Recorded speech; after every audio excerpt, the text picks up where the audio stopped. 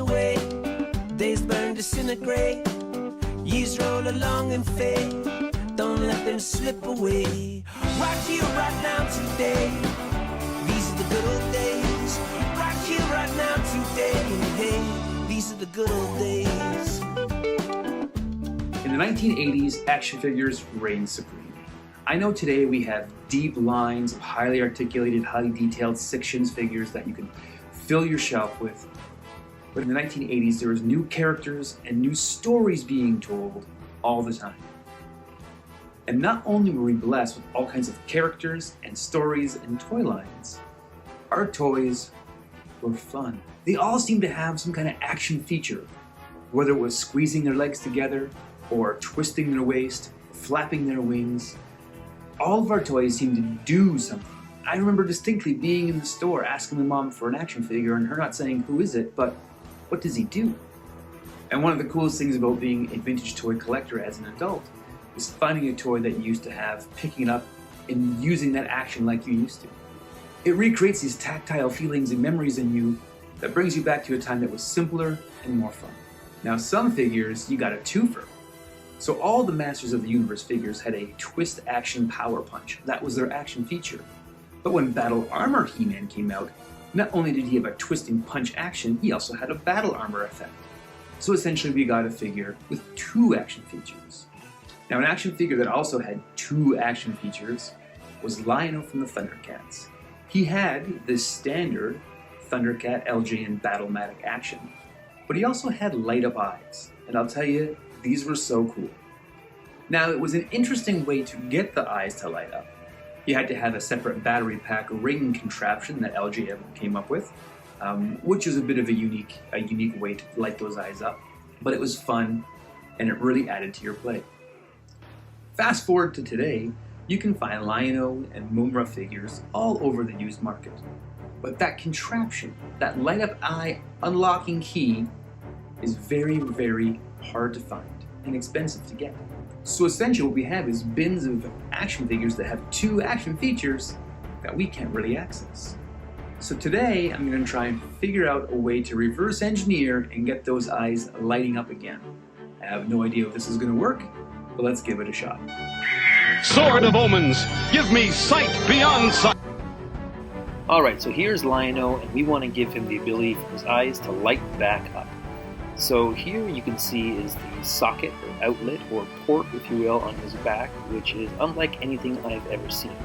And you put a battery in the little contraption they give you, and you put it there and it would light up. Just a few years later, you would get toys like this that would have light-up eyes, and they would go through the trouble of putting, a button on the back, just a simple button, and everybody could play with it for years to come.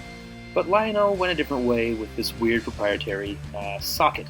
So I'm not much of a scientist, but I know that the battery that powers it is got a positive and a negative end, and so we're going to see where that kind of connects here. I'm going to put a couple wires on this battery, one on the positive side, one on the negative side, and just do a little bit of testing to see if I can get his eyes to light up just by trial and error, and we'll see what happens. So the first thing I'm going to do is tape the red wire to the positive end of the battery. And once I have that on, I'm going to tape the blue wire to the negative end, so that'll be our positive and negative contacts. I'm just going to see if I can get a reaction on the socket on the back just by touching it to it and seeing if this thing works at all. So with a little bit of, so that looks like the center ring is positive and the ring around the outside is negative, and if we just, there we go. So that's he will light up. So now the idea is, how do we get something that fits in there to look pretty, so not just holding wires to him all the time. So what we know is that Lion-O has a weird socket on his back, and we know that we need a battery to power our contraption. And we know that we have to have a positive and negative on the battery, and that the positive wire is going to go to the interior circle, and the negative wire is going to go to the outside circle. Now, to have it poke in there and be strong, I want to have some kind of little post to go inside to the positive, and I want to have a spring on the negative side so that it has some resistance and it can be a snug fit. So we're going to go into our flash print 3D space and design up a kind of holder to hold all our wire.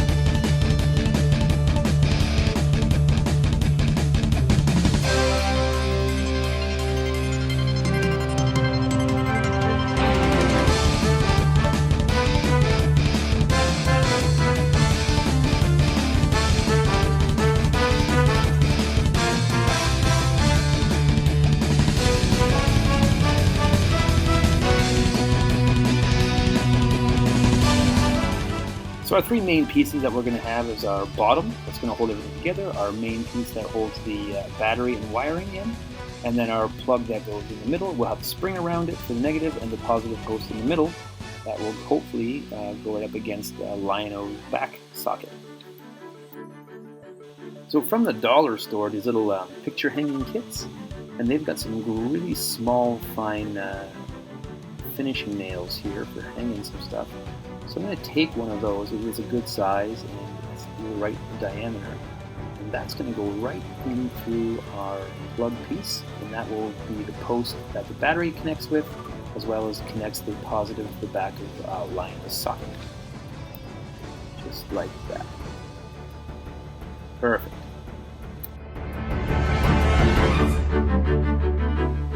The next thing we're going to do is feed a piece of wire up through this chamber here on the side, and that will connect the negative post of the battery to the spring that we're going to put around the front post to connect the outer ring of Lion-O's power socket.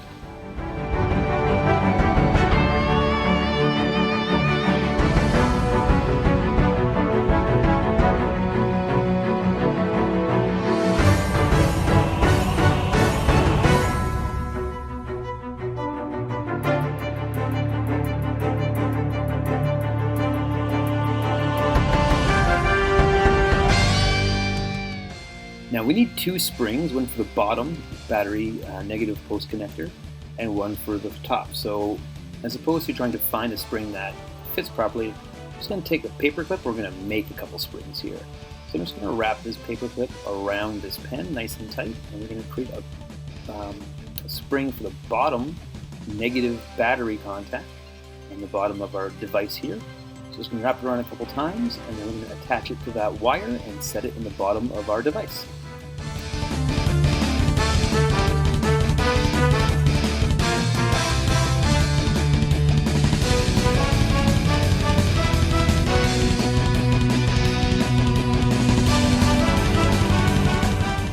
So there's our spring there, and we're going to attach it to that wire at the bottom, and then that'll go, the battery will go in there, it'll connect to the bottom there, and this bottom piece will fit right on, and everything will be fantastic. Spring's a little finicky to work with, but that'll go on just like, there we go, just like that, and it will be fantastic. A little bit of resistance there, so it'll be a nice tight fit when we fit it into Lion-O's back. Now we got to make a spring that fits right exactly the same size as that. So I have a tapered paintbrush here from the dollar store. And I'm going to cut it off right where I think the perfect diameter would be, so that our spring will be exactly perfect. So this is going to fit right in there. And the spring on the outside is just going to touch the outer lip of the socket there. We should be off to the races. So again, I'm going to take a paper clip and I'm going to wrap it around this paintbrush and make ourselves a spring.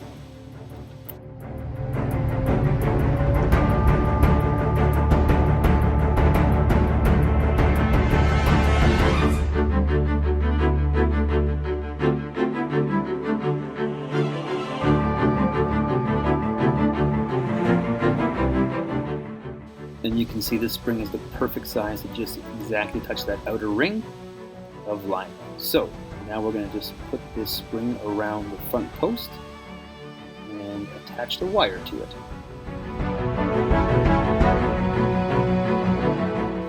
Alright, now that we're all wired up here, I'm just going to take the battery and put the battery inside. We get both springs attached to it here. Perfect. Attach the bottom portion of the device, we're going to call this for lack of a better term. And then we're going to hold it all together with these pegs I put in the side with an elastic band. And that elastic band is just going to hold everything together. Little grooves in the bottom to hold it in. And there we are. Now I don't like that there's an exposed wire at the top. I think that looks a little bit janky. So I'm going to take a piece of red phasing tape and just wrap it around there so it makes it look a little cleaner, just in my mind. Just for me.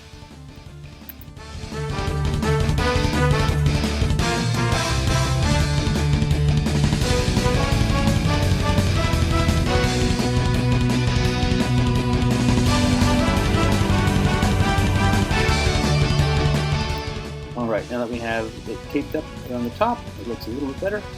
And we'll see if this works. Take Lionel and boom! There is sight beyond sight. It worked. And we have a working light up eyes Thundercats device. Let's try it on Mumra, see if it works on him. Boom! There's his eyes. This is fantastic. And we'll try it on the orange hair variant of Lionel. And boom! He's light up just as well. So there we are. We figured it out. Look at that. Fantastic. After years and years, these toys are finally lighting up, and toys are more fun when they do stuff.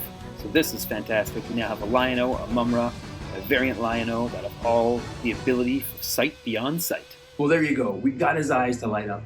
Once we did that, we were able to recreate or create our own device to get it done. It doesn't look exactly like the vintage one does, but it's in my shelf, and I can make any Lionel or Mumra's eyes light up. This was a lot of fun. Thanks for watching. If you like what we're doing, hit like, subscribe, ring the bell, comment on the video, do all the YouTube stuff. We love having you around. We hope to see you in the next video.